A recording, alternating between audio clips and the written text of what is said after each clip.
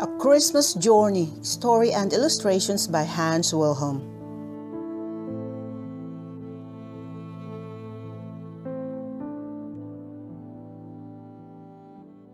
A long time ago, there were two mice named Judith and Jed who lived in a small land ruled by soldiers from across the sea. Their home was in the attic of a farmhouse at the edge of a field.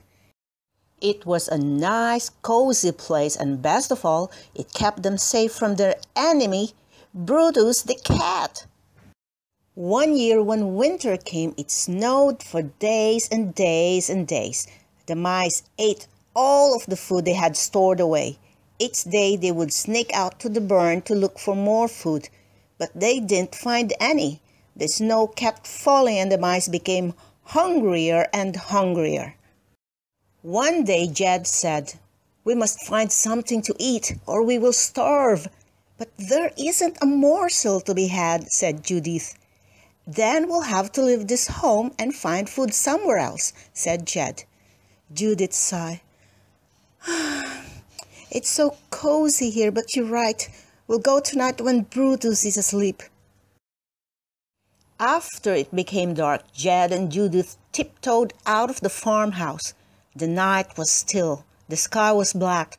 The little mice were very cold as they trudged through the deep snow. "Shh," said Jed. "I heard a noise. I think someone is following us." "It's Brutus," said Judith. Quickly the two mice ducked under a rock. Hidden from sight, they huddled together in the darkness, shivering with cold and fright. In the morning, Judith sniffed air. "I smell smoke," she said. "Let's see where it's coming from," said Jed. "Someone may be cooking something." They followed the smoke and found three men asleep around a small fire. A donkey stood tied to a tree. A ring of boxes and trunks circled the men. "Maybe there's some food," whispered Judith. Careful not to make a sound, Jed and Judith searched the boxes and trunks. They found no food, but there were great piles of coins and jewels and sweet-smelling perfumes. "We could take some of the coins," Jed said. "Then we could buy some food." "That would be stealing," said Judith disapprovingly. "It wouldn't be right to take what isn't ours." Suddenly, out of the corner of his eye, Jed saw a dark shadow moving across the snow. "It's Brutus," he whispered. "Quick, let's hide in this trunk." The two little mice were still very hungry, but it was dark and warm inside the trunk, and soon they fell asleep. When they awoke, the trunk was bouncing up and down like a ship in a storm. Slowly, they lifted the lid and peeped out. It was night again. The three men were walking ahead, leading the donkey whose back was piled high with the boxes and trunks. "I wonder where we are going," said Judith. After a while the donkey stopped. Jed and Judith lifted the lid again. They were in a small village. The streets were crowded with soldiers and many other people. As the three men stopped to talk to a fourth man, Jed said, "I think it's time we got out of here." They scrambled out of the trunk and off the donkey's back. "Look, there's a bakery," said Judith. But the bakery was empty. The shelves and barrels were bare. "Let's try the grocery," said Jed. There was no food in the grocery either, and no food in any of the other stores. "This is strange," said Jed. "I wonder why all these people are here." The two mice heard a familiar growl. "It's Brutus!" cried Jed. "Let's get into the center of the crowd over there," said Judith. "He won't see us then."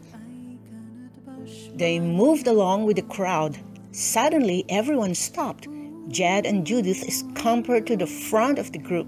They were in a small room and it was filled with people. Before them on the floor was a huge pile of gold and jewels, all the treasures from the trunk that they had been riding in, and there were fine silks and velvets and small handmade gifts and food. Baskets and boxes and jars of cakes and breads and cheeses. But the three men were not looking at the treasures on the floor. all the people were looking at a small manger around which the gifts were arranged. In the manger lay a tiny infant. "Food at last!" cried Jed. "No, Jed," said Judith as she gazed at the baby in the manger.